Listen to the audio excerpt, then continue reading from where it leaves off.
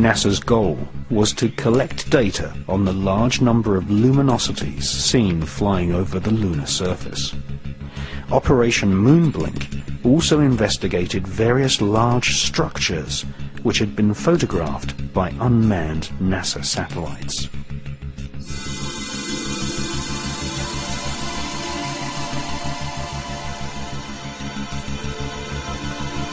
Some of these structures looked suspiciously artificial. In 1953, the science editor of the New York Herald Tribune had reported seeing a 12-mile-long structure, possibly a bridge, on the edge of the Mare Crisium crater. This structure could have been caused by volcanic activity. British astronomers Dr. H.P. Wilkins and the presenter of the world's longest-running TV series, The Sky at Night, Sir Patrick Moore, both confessed that the so-called bridge in the Mare Crisium crater had just popped up from nowhere. In preparation for the NASA Apollo moon missions, Orbiter 3 was dispatched to take photographs of some of the moon's most interesting structures. In the Ucurt area of the moon, a large vertical structure stands proud of the lunar surface. It has been nicknamed the Shard. Another curious object photographed by Orbiter 3 is the so-called tower, which some astronomers claim is over a mile thick and could be 5 miles high.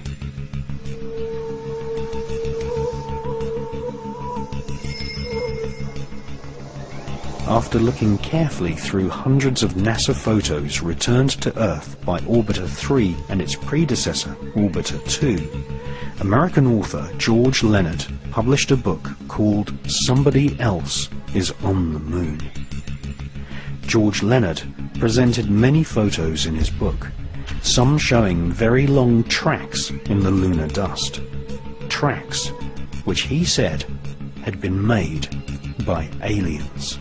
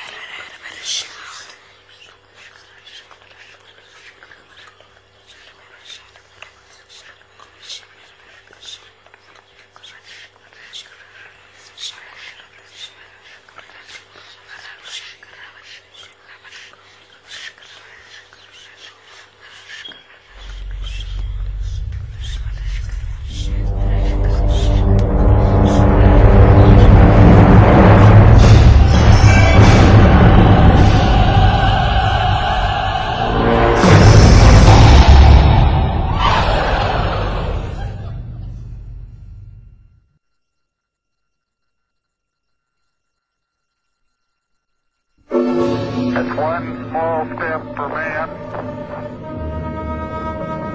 one giant leap for mankind.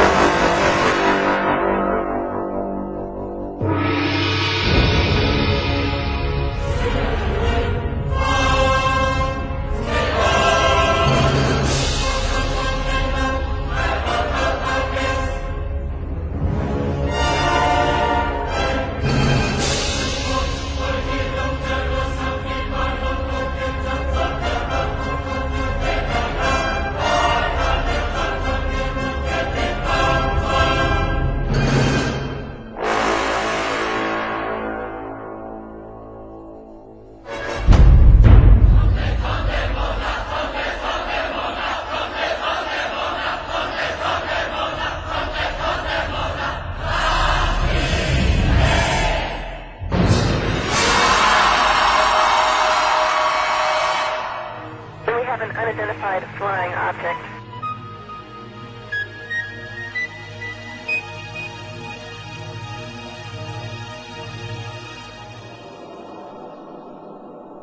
Did it really happen?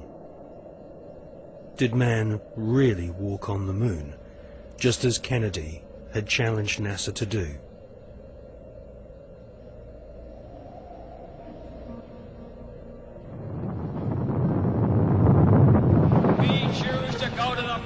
this decade and do the other things, not because they are easy, but because they are hard. The photos of Apollo 11 moon landing have been criticized as being too perfect and looking like they've been photographed inside a TV studio with spotlights.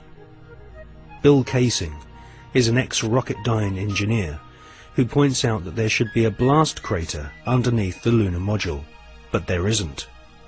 Award-winning filmmaker and photographer David Percy has written a book called Dark Moon, which shows that the famous Apollo 11 photographs were all shot using multiple light sources, something which can't happen if the astronauts were really on the moon.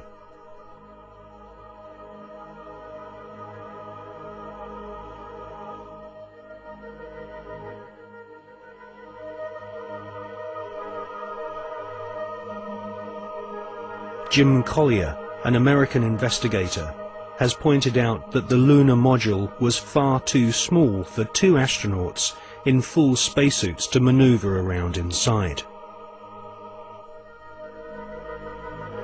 Jim Collier also believes that some of the footage showing the lunar module blasting off from the moon's surface has been filmed using a rotating model, just like the special effects techniques Hollywood blockbusters use today.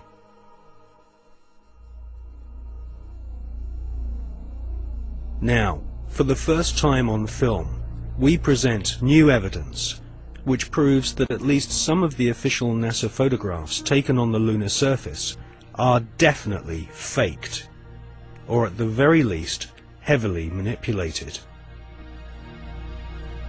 Join us now on a quest for the truth to the moon.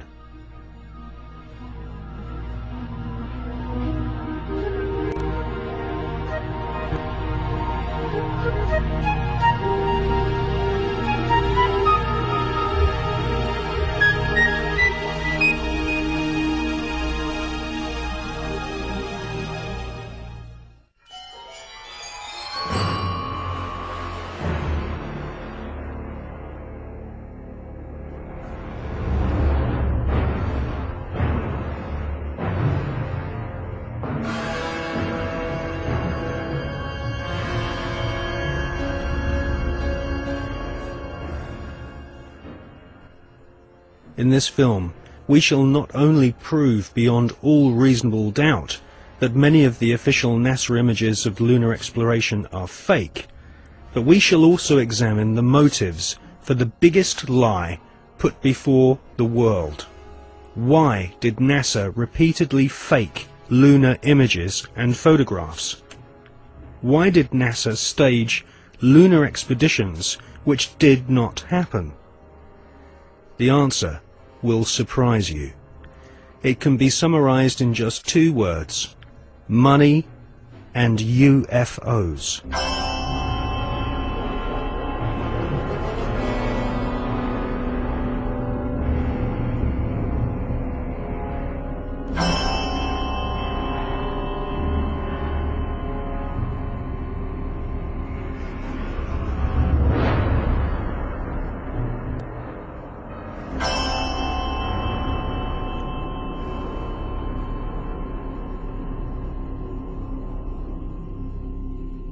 But before we look at the motives for lying on such a vast scale, let's look at where some NASA scientists came from.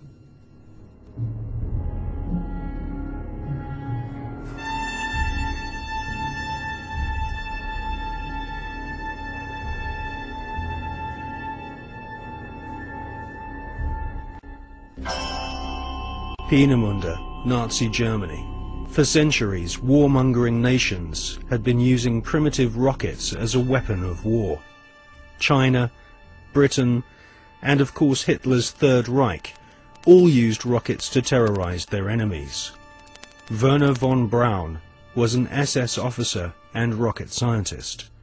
His team at Peenemünde designed the first cruise missile, the V-1 Doodlebug.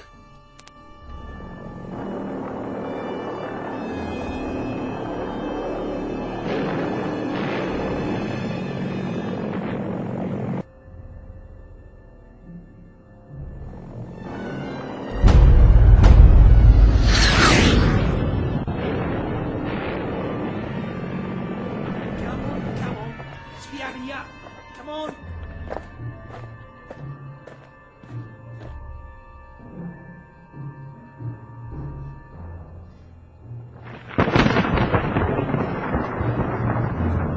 The V-2 rocket was the forerunner to the Saturn V rocket, which would supposedly take man to the moon.